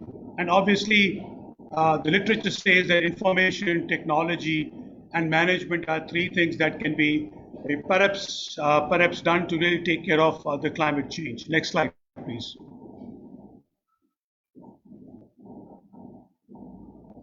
Yeah. So if you can just turn off the cotton production side of things. So what has happened in last 3 to 4 years, that wheat has actually reduced in year 2020. And one of the things that at the farms that you've seen is that they would say that their yields have reduced. At least that's what we have spoken to a few farmers and they have said. And what we are not able to realize, because we have not done any scientific study to understand that the rising temperatures, shortened winters, higher humidity is causing the wheat to get the diseases. One of the successful seeds that we have of wheat, which is called TD1, from Sindh to KPK used, is now vulnerable to all the climatic changes, and therefore denotified this year that it is not an appropriate seed to be grown. Whereas in Sindh, even today, more than 80% of area is under that seed. In 2020, in areas of Dadu and Ladakh, that their flower is not getting the grains, not realizing and understanding that since they have sown it in March and April, and the temperatures were so high in 2020 that there was a malformation in the flowers. And same goes for some things happening in banana production, in mangoes, and so on and so forth of the minor crops. Next slide. Cotton is certainly caught the attention here because from 14.8 million bales in 2009 and 10 to certainly 7 million bales that the production has gone down, and one of the major contributor to reduction in cotton production is the climate change and rain, which I'll just show in next couple of slides. Next slide, please. So what we have seen is that the cotton has reduced, obviously, sugarcane and rice area has increased many folds. So what is the kind of nexus that happens with the climate change? Once the cotton has reduced, what have farmers done? Farmers have actually gone to certain alternate crops, which is rice and sugarcane. Rice and sugarcane both consume more water than cotton do. Not saying that in Pakistan's supply chain there is more requirement of cotton than sugarcane and rice, so the water usage is more. Next, please. And so, the last, thanks. So what has happened is the cotton declining and with the rice increasing, obviously what has happened is that the usage of water has increased. Going forward, the soil degradation and other things will happen. And therefore, the nexus of climate change is not the only increase in temperatures that it is there, but the adaptation that happens at the farm levels are also dangerous. Next slide. This is some of the data that I picked it up from a weather station that I have, and if you would just see from 19, 20 and 21, Sindh gets an annual rainfall in 10 inches, and then if you would see only the month total, you would see that in 19 and 20 it rained 4.6 inches in just 7 to 8 days of August. So what happened to cotton last year was there was a 29% reduction. Comes 21 and you would see just only 1.37 inches. That the cotton production has actually increased by 160% in the October figures and November figures by 90% that the sugar that, and this should be my last slide. Can you have just one by one. So what are the mitigation strategies? As we are on the side of really adoption that the people talk about. So it's not only adopting to different crops, but one has to understand that how we can adopt with lesser pesticides, which have runoffs, which also impacts the climate and weather, is something which need to adopt as agriculture. Then proper information, a provision of infrastructure, and reforestation. I would here just mention of infrastructure which we haven't spoken about. So for example, if Sindh is to receive more rain of 5 to 6 inches, last year 7 districts of Sindh were declared disaster hit and nothing happened to them. And even there is no thinking currently that there needs to be an infrastructure in place so that if there is more rain, that there is colossal loss that happens,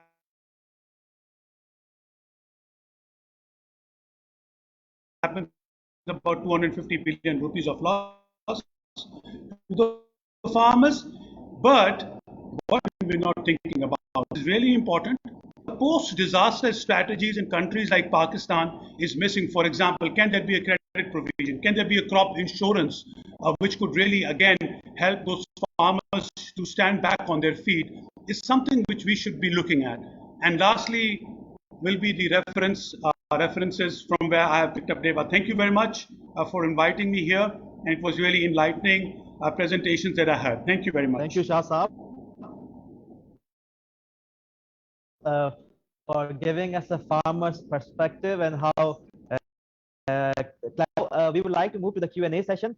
So we'll be taking the questions and you can raise your hands and share the questions also in text with us. So moving on to the first question that we have. So does scientific research solve real world problems and what changes are needed? So it's open to all the panel. Does scientific research solve real world problems and what changes are needed? Aditi, perhaps you could attempt to answer that. Sorry, can I have the question again? Yes. What are the question is, does science and Mhm. what changes are needed? Yeah. Well, as a scientist, you can already guess my answer. I would like to believe that scientific research does solve real world problem, the problem of ozone that Professor Bond talked about a little while ago.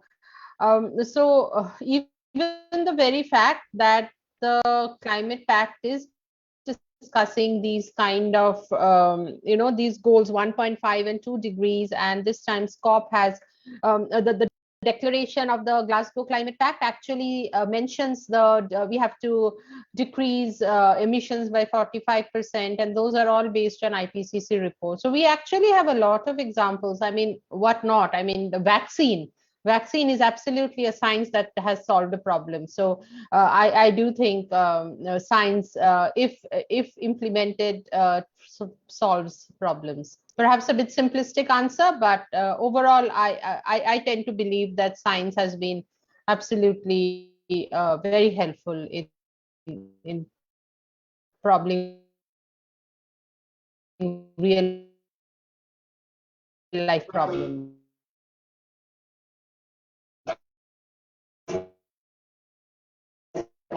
Thank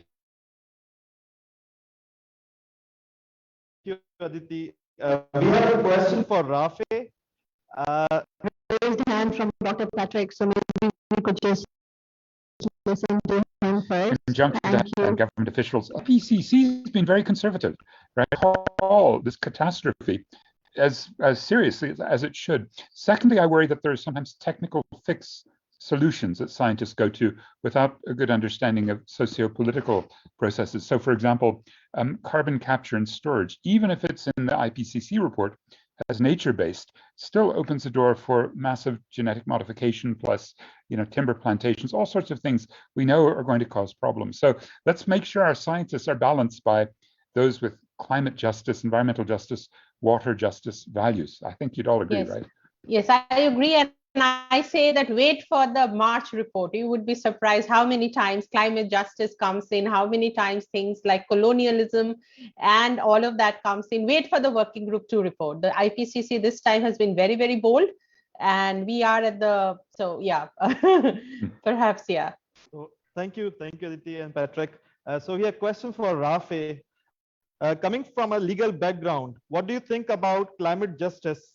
And do you see any cases ending up at the Hague?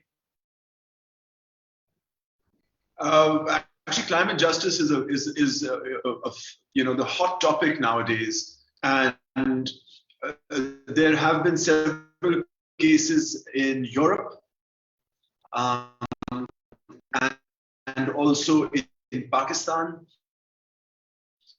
where activists have gone to court on climate issues. I believe a German about 50% by 2030. They are now relocating to England to avoid the European Union.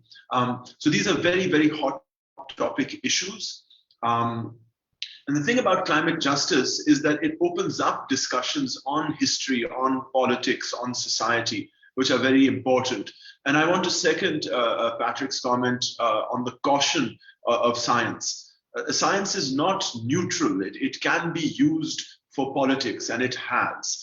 And we must have our science aligned with the principles of climate justice. Thank you, Rafe. So we have time for two more questions. We have a question for Adil Najam. We cannot be in the age of adaptation unless we also do mitigation, because adaptation options actually get constrained at higher levels of warming. So no effective adaptation without effective mitigation. Sure, Ji, bilkul. That's exactly what I said. Mitigation and adaptation are not opposites. In fact, that's the problem that many people think as if ये कोई match है कि अगर mitigation adaptation कोई कह रहा है तो वो mitigation से it's going to take away attention. That's not the question. The question is, what is adaptation? Adaptation is essentially what you do in the failure of mitigation. Ideally, I would have liked to do no adaptation. Ideally, I would have liked to live in a world where we would have mitigated the problem even before we came to 1.52 and all of this stuff, right? That was the idea when I started. So mitigation and adaptation are two sides of the same coin. They are not opposites. The less you mitigate, the more you will have to adapt, right? So that again is a real thing. The question is, different people have to do different things. The farmer in Lower Sindh is in an adaptation situation. Me living in Boston am in a mitigation situation, right? So asking, one of the funniest things, some of the funniest things that happened in Glasgow were people were, jumping up and down. Vietnam has said that they will by 2050 come to net zero. The reason I say that is, why should Vietnam be thinking of cutting emissions to zero when their emissions are so low anyhow? Our fetish in Pakistan with emissions, I do want emissions cut. I want cleaner energy paths. But Pakistan ki emissions, you can make them zero, and that won't make a dent to global climate because your emissions are so low anyhow. Now, this is not to say that we shouldn't be cutting emissions. This is saying that both mitigation and adaptation are needed, but there is a differential focus on where you are and who you are talking about. When you are talking about livelihood, you have to now talk about adaptation. We are talking about adaptation because we have. Thank you. Thank you, Adam, for the comprehensive reply. Excuse me, we have a question from Khalil Mughal. He's raising his hand. So Khalil, please. Can we make it the last question? Yeah. Yeah, thank you very much. My question is for Dr. Adil. You very well that what climate saying COP becomes irrelevant. Now, bottling down to Pakistan, I would like to know from you where for Pakistan, where would these finances will come from? Don't have the capacity. I know that Pakistan government doesn't have it, and well, the international funds are geopolitical. I happen to be in Glasgow following it up in COP26, and I noticed that Pakistan was there, but they lack expertise bagging the international funds. And the way Bangladesh is performing in our region is amazing. I think one more thing, Pakistan population, which is Pakistan Achilles heel, is also the strongest point for Pakistan. So that way, our corporations, international corporations working in Pakistan, I was hearing to finance advisor the other day, they have made record, profits. So I think the regulation is required to get them along and get the funding from that area. What is your point of view? Thank you. Shukriya. On the financing question, this is a big question. I would like Patrick to be right. 28 years ago, when I did my dissertation, it was on this idea of environmental justice and what we now call loss and damage about climate change. Sort of, there had to be this transfer from those who had emitted, caused the problem, to those who suffer the consequences. That the justice case for that is very clear. The political case, unfortunately, I have very little faith that just by asking for reparations, you will get reparations. I don't see reparation, the morality in the industrialized West suddenly become real. When you can't sort of share vaccine for COVID, why should I have the hope that suddenly for climate, we will see a situation where countries and not just countries, citizens in industrialized countries will say, sure, yeah, we will give you reparations for harm because we caused it. So I wish it were true, but it won't. I also don't think it will happen through aid, because we've seen that climate finance is little, and by the time it comes, it is mostly squandered, not just because of industrialized countries, but our own countries too. I think, so I'm giving a depressing picture, but the honest thing is, I do think we also need to think about the finance question more seriously. In a way, finance should not be an excuse for inaction. So the one place of finance simply is we need to do better domestic policy on our own. We shouldn't be cutting our nose to spite our face. So our own urban policy. So just because, let's assume that we don't get money from international organizations, should we do bad urban policy? No, because that is good development policy. A lot of good adaptation policy is good development policy. Now, this is not to say we shouldn't push the industrialized countries for reparations and loss and damage. We very much should. But nor should we be just waiting on the sideline to say, well, unless that happens, we are not going to do anything, because that is only going to hurt our own people and our own societies. So in a way, I know I'm giving mixed messages here, but you keep pushing the industrialized countries to do more mitigation. You need to say, you guys do mitigation because that's where the big emissions are. And you support adaptation, I think, mostly by better development, by putting climate and adaptation as a central feature of good development, what a good city looks like, what good agriculture looks like. A lot of agriculture policies are going to be taking out the inefficiencies. And it could even have benefits. So I know that this is a complex issue, but I worry that finance can become an excuse for inaction, which I don't think is good for my people. So while I keep pushing industrialized countries for more, I should not be stopping action on my own part. Thank you, Adil. And for the questioner, thank you very much. So we have had some excellent talks on our first session in climate change, the code red for humanity. From Dr. Adil's talk, we took the climate story, which is also a water story. And it's not what the COP is telling us, but what the climate is telling us, that it's not just a carbon enterprise, but now it's a water enterprise. And it is the age of adaptation, not just mitigation. Then from Dr. Patrick, it was that we need to take a more comprehensive approach on climate change and bring all the stakeholders, the women, the children, the LGBT community, everybody, the youth on board if we want to have a meaningful action on climate change.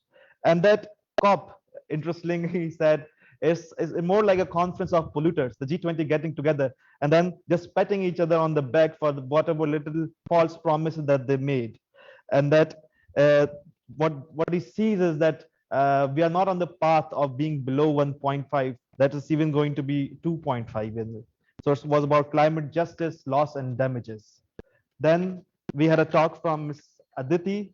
Adity explained to us what's happening in the Hindu Kush and the Himalaya region, how it's even worse affected by the climate change. The temperature rise is going even higher, and they need to start working on what the adaptation measures they can put in place, and also the tools that can be used for the loss and damages. They're monitoring the droughts, the precipitation, the temperature changes, and how those tools and the data can be used for accessing the finances. Then we had an interesting talk from Roberta, where she explained to us the Youth for Climate initiative by the Italian government in partnership with the COP26 management, and how the youth can be better engaged, because as we have seen from Greta and many other examples around the world, that it is their future, it is their planet, and they need to be part of this engagement. And then we had a very wonderful talk from Rafe, giving us the perspective not just from the legal but also from the ethical perspective, which I felt that this 1.5 limit, we seem to have assumed that this is the politically acceptable limit that has been given to us by the global north, and even that limit they're not willing to keep.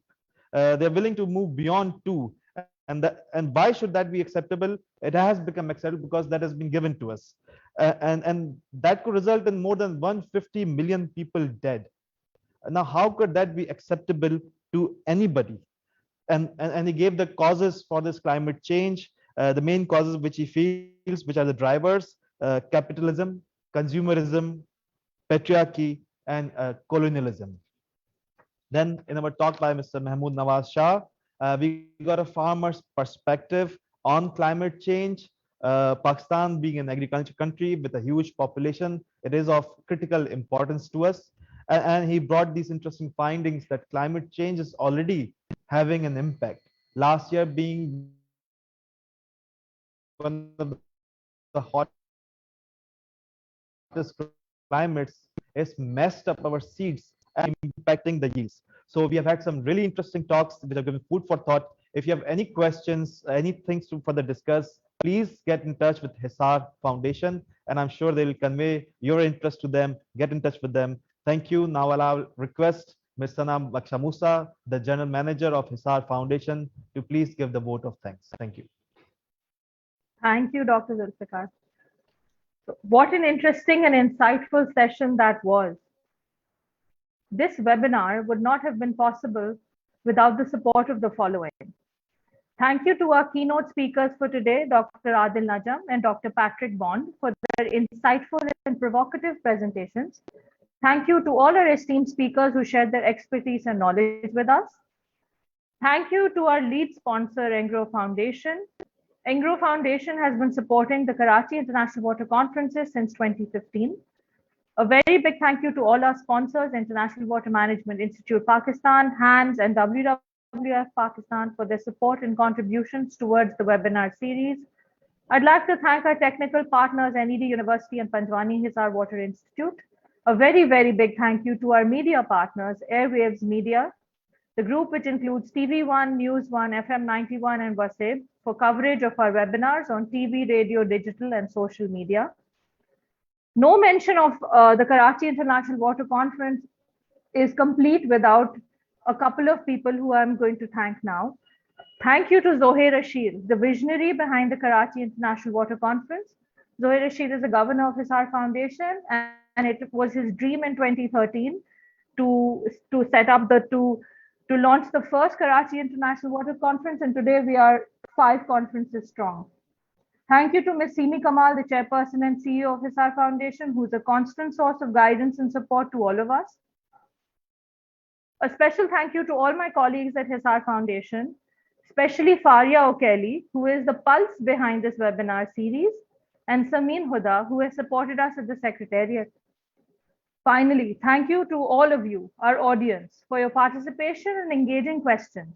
We hope to see all of you at the next webinar on circular water economy in urban context, which is scheduled for the 30th of November from 4 to 6 p.m. Now, I'd like to invite Fawad Sumro, head of Engro Foundation, to say a few words. Fawad, if you're there.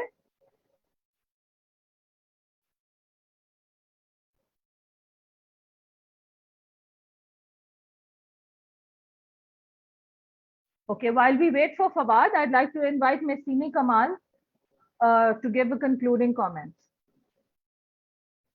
Hello, everyone. This was such a mesmerizing session. I think my attention never wavered for a minute. Some of the learnings from here, I'd like to share with you. Next time round, whatever session we do, we got to start from the bottom up. Okay, this is what we've heard, even though we started with global issues. What we've been hearing in the last 2 hours is that people need to speak. Their voices have to come out. At COP, they were not heard as they should have been. And you know, this club of very rich countries and people and corporations who have, like Davos, taken over the dialogue and the conversation on climate change and water and what it's doing, we need to take that space back. And in order to do that, we need to do some things differently. Starting with this session, this time, you know, we are using all the media platforms in a way that we had not done before. We are sitting in a studio all at once. So what I'm saying is we aren't doing it right. This communication and this going out to other people has to become much stronger. So thank you, everybody. Thank you for teaching us this great lesson in this particular session. Certainly my learning. Thank you, everyone. I would just request all the participants to please turn on your video so that we could just snapshot. Thank you so much.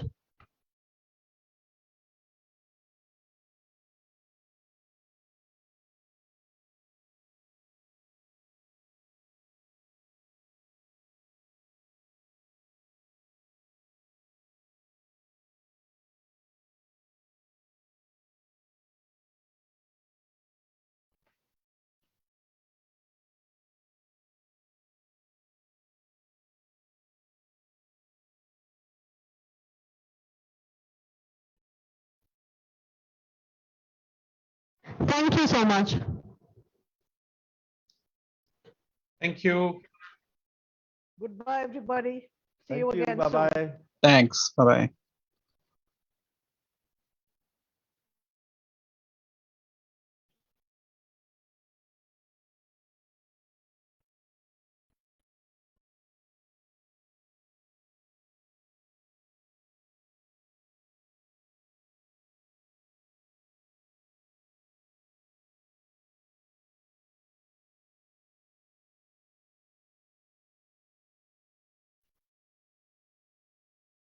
Thank you, everyone. See you at the next webinar on 30th November from 4 to 6 p.m.